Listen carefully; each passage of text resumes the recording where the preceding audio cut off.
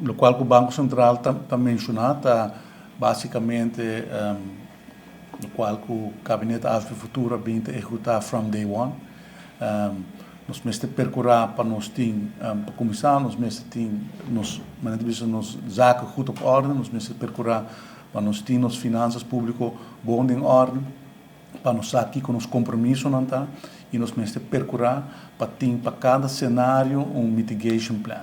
Essa é a parte de qual país está suposto de ter, como por exemplo, tem caída de entrada, que você como por manejar o próximo 3, 6 lunas, sem que você caia em problema real.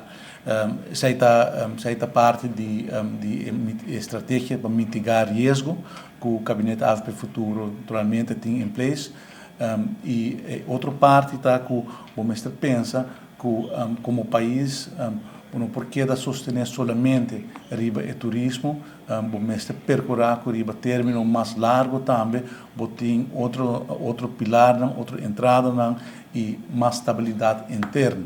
E isso aqui está quadra completamente a visão do Gabinete AFP Futuro, porque, por exemplo, nós põe ênfase em nosso acordo de governação riba energia renovável, sabe está onde maneira que o país menos dependente de external shocks. Precisamente uma nota de publicação que saiu ayer e me tem consulta com a diretora PAUAC que está solucionando o término cortico.